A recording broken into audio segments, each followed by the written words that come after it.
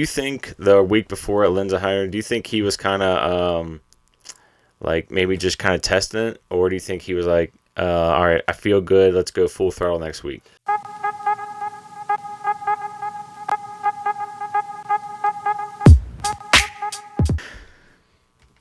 All right, Josh, we're here. We're in Snowshoe, man. I made it. I made the executive decision. Like, I got to go. So, we're going to do a little Andorra wrap up here in Snowshoe. So, welcome to the van, first off. Yeah, thanks for having me. It's good to be here. Yeah, yeah. So, all right, let's dive into Andorra. First takeaway from Andorra, do you think, as an American fan, Gwen on the podium or more of, I guess, Purion kind of crashing out? I guess if you're a Purion fan, or how you stand on the where you're at. Yeah, I mean,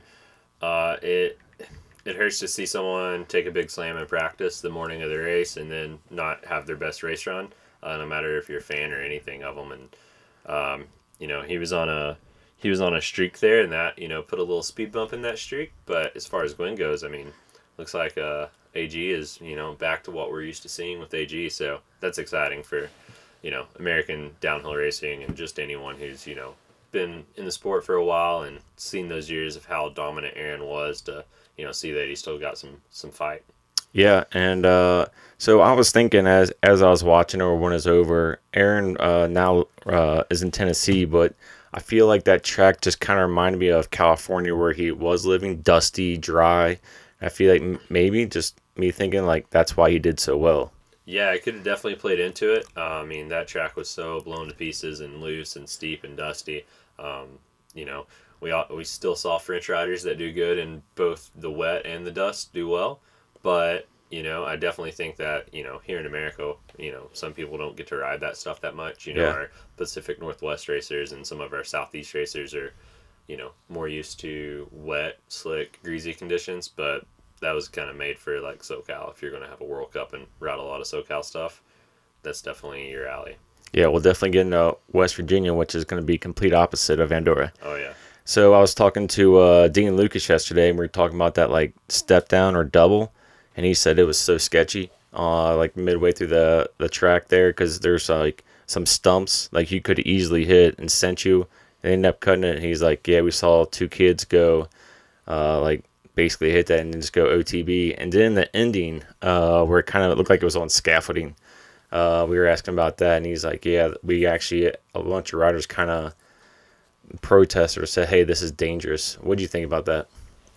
If the riders say it's dangerous, it's probably dangerous. Yeah. That's the thing. And the courses change, especially when it's so wet like this. The course is going to change a bit. Something that the course designers and the trail crew like maybe didn't see or like not had thought of before the race started. But with crazy weather like this, things are going to change, and the lines that would be dry are not necessarily going to be the lines in the wet. And with that, there's just changes to be made. I mean, you're not taking away from the race by removing a feature that could be a career ender for someone. Yeah. We kind of talked before that race how many Commensal bikes will be on the podium because their headquarters are right there. Yeah. And surprisingly, it was, I think, only one. I have to look back here. If one. From Andorra, actually, no, none. It was Track 2 Specialized, Intense, and Continental Atherton. Yeah, that's right. Yeah, so Commensal, let's see, Angel, I guess, was 7th with the fastest Commensal ride there. But, and it could have played into, like, a lot of the Commensal folks know that area, know that track because of the headquarters being there, and they could have cracked under pressure of, like, the home crowd, like vibe that's kind of put on that sometimes. Yeah. Or they could have just overrode the track because it was, something they were too comfortable on almost because it's their home track. And, sometimes that happens. Sometimes you get hurt at home. It's kind of like the crazy thing that says like you're more likely to be in a car crash like close to home than you are far away. It's true. So, you're more likely to crash on your home track than you are other places, which is weird. But yeah, I could see like a lot of pressure on you right there. And yeah. And they said the Commensal owner is here in West Virginia. I don't know what the guy looks like, but someone said they saw him. Yeah, he goes to all the World Cups. He don't miss one. He was here last year, and Max is, he's as part of the event as any of the riders. So it'd be weird to go to a World Cup and not see him at this point, I feel like. So props to Vergier getting his first win this year. He's been kind of quiet, but had a great run, great qualifying, just crushed all weekend. Yeah, yeah, he did. So him, and then we had Bruni's back. And do you think the week before at Lenzerheide, do you think he was kind of like maybe just kind of testing it, or do you think he was like, all right, I feel good, let's go full throttle next week? I would say that was it. I would say, Switzerland was probably the let's get down the hill, make sure I don't push myself too far, make sure it's good, and then go for it at Andorra and get back to normal self, and that seems to be the case.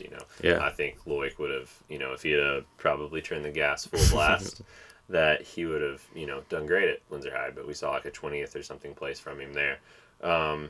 So yeah, I think it was definitely like a cruise control and then normal racing following week. And Finn, he's up there with Pirion getting 13th, I think, on the day, or not doing so well. Finn is now closer in points, but then as we get to snowshoe, we'll look at qualifying again. And Pirion's, he's doing good, and Finn didn't have great qualifying here, so maybe it kind of balances back out. Yeah, a little bit. Finn's there. He's on game. A lot of people had bobbles and issues like here at Snowshoe in their runs yesterday, so I don't think that qualifying is going to be super reflective of how finals are going to go. Of course, it's going to change a bit today too because it looks to be dry and a lot warmer and a little bit more sun too. So I think that Finn is as capable as he's been for the rest of the season pretty much. So here's all right. We can go on to the women. So Valley Hall got her first win. Props to her. She's I don't know. She's doing great. I don't know. I'm a big fan. So probably good to see that. Yeah, and I think that course, definitely played to her advantage. She's a jumper. Had a lot of very big features, big drops, big jumps, like shark fins out of turns and stuff like that. So I definitely think that played to her advantage. It was a rough track and it was pretty blown up in corners and stuff like that, but I think that it was definitely a course that I would have expected Valley to do well on. She did, she beat Nina, who was in second, by 3.5. That's a pretty big gap. Do you think Camille is kind of, I'm not going to say cruise control, but kind of like, all right, I got a nice little bit of a lead. Let me just make sure I'm like top three, don't push everything. After seeing Benoit get hurt there, her teammate, and then also seeing Armory get hurt there in practice, I could definitely see that, I'm in the lead. I want this overall. I don't have to win this race to win the overall. Right. Be smart about it. Get down. Get on the block. I mean, she still got third, and, go on to the next and the rest of the races because the races are pretty packed. You can't really afford to get a serious injury at a race like Andorra, have 1 week off, snowshoe, Mount St. Anne, and then you have a little bit of time before the next, 2 weeks before the next race. Yeah. If you were to get hurt at Andorra, you would have been out till World Champs. Yeah. With any serious injury at the minimum. So. Yeah, for sure. I was just talking to Ryder yesterday. He's like, yeah, we're like such in the heart of it. You don't want to get hurt right now. You want to, you got to stay competitive, not push everything. Yep, absolutely. I meant to kind of go back to the men for a minute. Sorry about that. But we have Dakota. He got finished. Looks like 19th. Danny Hart down there. A bunch of guys. Bernard. Kerr. So as we go into snowshoe, complete opposite environment. Weather's wet, complete. Where do you see? I see Danny Hart probably up there. Bernard Kerr, great qualifying. Some of those guys I think will flip flop and be up the top. What do you think? Yeah, I think there's a lot of people that excel in the wet that's going to show up and do well here. A lot of your British riders, a lot of your French riders. Very expected that they're going to be competitive this weekend. As far as any certain person, I think it's hard to pinpoint just because this track is very easy for you hit a slick route and then you bob a foot and then you're probably not winning. Yeah. at that point. You like maybe if you're just on a heater and you're bobbing everywhere and that's what makes you go fast. But riding conservative is definitely going to be a little bit of what people are doing and what we're doing in qualies. Some people let loose for finals, but a lot of people that are like, let's say 15th through 20th or so, or like right past 20th in points, they're probably going to ride conservative just to make sure that they stay protected going into the next race at Mount St. Anne, and then try to hold that protected status into next season. Yeah. The guys that are first through fifth right now, they're probably going to be going for some wins because it's going to take a perfect run. It's one of those kind of courses and conditions that you only put together a perfect run once. Like, you're not going to come off of a practice run and be like, yep, that was a run that can win the race this weekend. It just has to happen during race time because it's just that tricky of conditions. Yeah. Slick, new sections, ever-changing sections, deep ruts, all that stuff adds into making it pretty hard to piece together a perfect race run. So, as you know, you're a rider, mechanic, how does dry slick compare to wet slick? So, like Andorra being dry slick, and this is wet slick. How much difference is that? Yeah, well, I mean, between tires and the way you approach and even bike setup, and this course is a little flatter too, so that changes things with like how the slickness is. Wild Zone's a steep slick area, but then there's like a lot of flat slick areas. This course too has a lot of like topsoil and clay.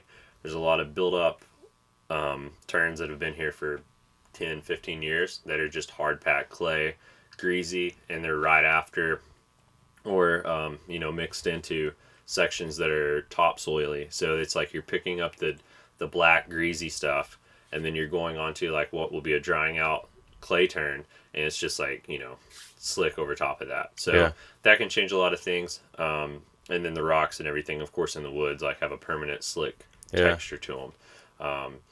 It's hard to ride that kind of stuff. I'd say it's probably easier to ride like the dry. You can like kind of plant yourself a little more, but if you plant yourself a little too much on this kind of stuff, you're sliding.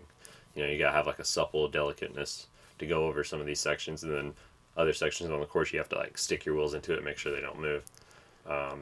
It's definitely one of the, I would say, more difficult World Cups they've probably had this year. Lugain was pretty difficult, like in the wood section there. Yeah. It looked like a lot of those lines kind of got bedded in. You just had to like slot car your way into them, and then a few greasy spots, and then slot car a little bit more.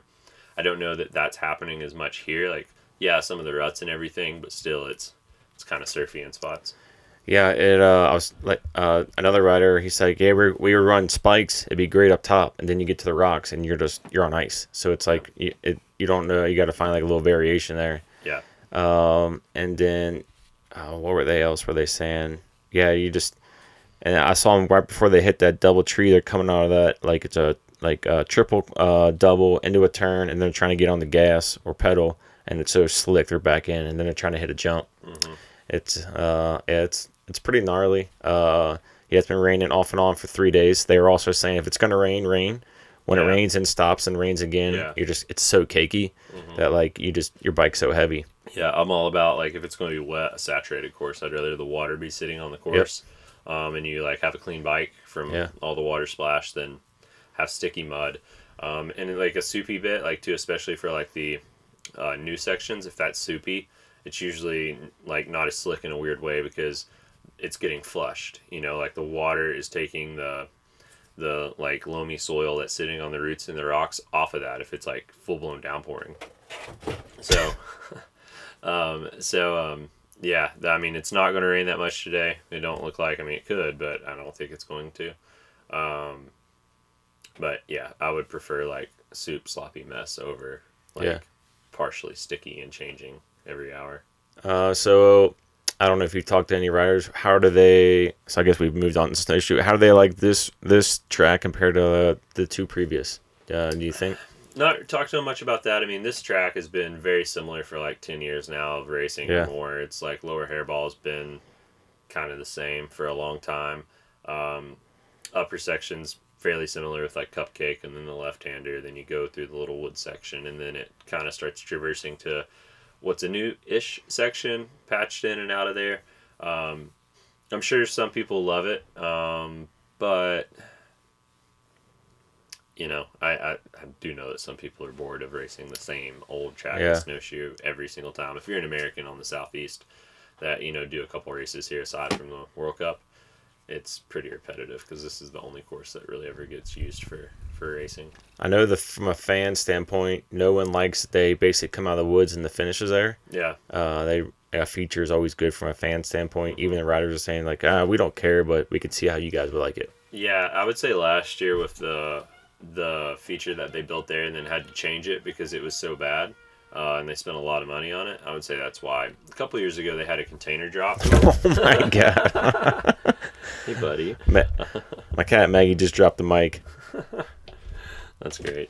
I guess 2019 they put a container ship in, and it was actually like you could, as the walkers, the spectators, you could walk through the container to get across the course. Very useful feature. And then the riders dropped off the container, and it was pretty fast through there. So that was pretty cool. That was a good way to like work in that kind of aspect to it. I don't know, why they don't have a feature this year. My guess is just cost of like what was last year. Don't want to risk like doing something different, and maybe time and resources. Who knows? But they had the whale tail for like practice. Yeah, and then they took that out. Yeah, I guess it was too like they were overshooting it or something. Yeah, it was a little sketch. It was a little figure-ridey, not racery. Yeah. The Connex box or container, how you want to say it. Yeah, I wish they kind of had something like that back. It's great from a fan's point, but I get it. You always got to change it up. You don't want to keep it stale. Yeah. I just don't know what else they could do to make it better. I feel like there's not as many jumps, more rock gardening this year. I know they're not going over that big rock more towards the top. They're kind of going to the side of that. It's like a rock, I don't know, big slab. But it still looks like a gnarly track. Oh, yeah. Yeah, there's definitely, like, even though it's, like, flatter than some, it's still really gnarly and hard to ride. I mean, it's hard to keep momentum through, like, a lot of the lower hairball stuff. It's hard to get all of the perfect lines in some of the sections up top that is just trees in the middle of the track kind of thing that you're, like, trying to thread the needle between. And then with, like, all the ruts and everything in the turns, I mean, it's easy to mess that up. Yeah. It's really easy to come in just a little bit off and, get high-sided in a rut. Which I think they might have moved some of those out or tried to like taper them down and stuff, which is, it's fine. Like at a point they get so deep that you can't ride through them. Yeah. Your forks will just hit. But yeah, I think the new section's adding a good change to it. I think the jump over the rock got kind of boring after a bit.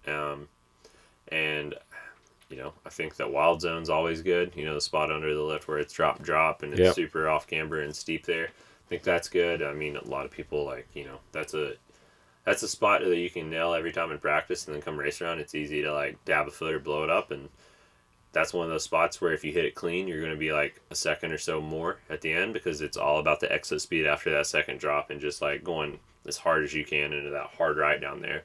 But if you get kind of off your line, that's going to take a lot of time for just being able to straight line it down there. So there's definitely the hard enough features on the course to like still make it a very proper downhill track for a World Cup. Yeah, I'm excited. So one thing that's not really downhill related, but if you ever anybody listening, go to a downhill and there's an XC on the same circuit, make sure you go to a short track race on a Friday night. Mm-hmm. It is so much fun.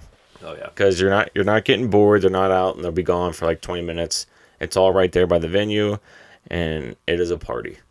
Yeah, man, it was pretty awesome last night. What happened in short track? It was It was good to see an American win both elite and both elite categories and on home soil. That's probably not going to happen for a few more years. That's pretty awesome. We were right by that like drop, that drops down by the ski lift, and some girl I don't follow enough. She ate it and her bike went all the way to the bottom. Well, it's weird because she somehow went off, but she stayed up top, but her bike went to the bottom, and then right before that, it's like a little short, steep uphill. And then the guy was leading and just pushed the front, and then they were all right there. And it looked like Nino pulled out or something because I didn't see him later on. Yeah, Nino did crash. Yeah, he crashed and didn't finish. Okay. So, yeah. This is embarrassing. Anyway, okay, so let's go to qualifying for snowshoe.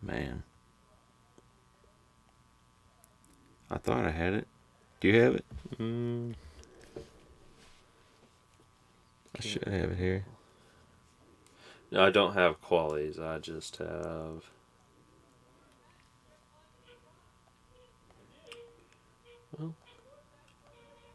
Well, did Miriam go first yesterday? I'm not sure. No, this isn't it. This is. I should have Something screenshot else. where it was.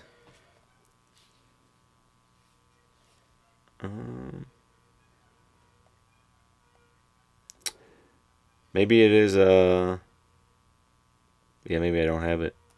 No, because I thought I did. Yeah. Oh well. Yeah, we'll just kind of say I'd say Camille's probably gonna try to manage this race if it's wet. She's probably just see how she felt through practice and qualifying wherever she is, and I say she's just trying to manage this whole thing. Yeah, I would put her for the win or the top 3 for sure. If Miriam has a good run, she's definitely gonna be in the mix too. She think had a crash here last year, if I recall right. Maybe not. Maybe it's a different Was race, that last year or 2 years ago? Yeah. Can't remember. Yeah, it was last year, and Valley Hog ended up getting it. Yeah, that's it. Yep. So it was last year. Yeah. So, lots of things can happen on courses like this. I could also see Nina Hoffman doing well. She won at Fort William in, some pretty rough conditions. And this is, slick and wet and hard and a little unpredictable in ways. So, that skill set of hers may pull through here and, get her another victory this season. Yeah. So, yeah. All right, so who you taking for your top 3 men podium? Oh, man. I'm going to say Armory is going to be up there. I'm going to, I'm going to hope there's a bunch of them. I hope it's all 3 Americans, but statistically speaking, I don't know if that's going to happen. I'd say Armory is going to be in the mix. Loic has done well here, so I think Loic's going to be in the mix. And honestly, I think Greg might be able to pull a run in and be in the mix as well. Greg can do well in conditions like this. I think he does well on tracks like this too with his height. I think he can pull up over some stuff with a little less effort than some other people can. So I think Greg's going to be on the podium this weekend. Okay, I'll go Finn just because he's like a BC kind of guy in the weather. Yeah. I'll go just Bernard Kersens. He had a good qualifying. We'll see how he goes today. And then I'll go. I'm gonna change it. I'll go Finn. I'll go Pyrion, and then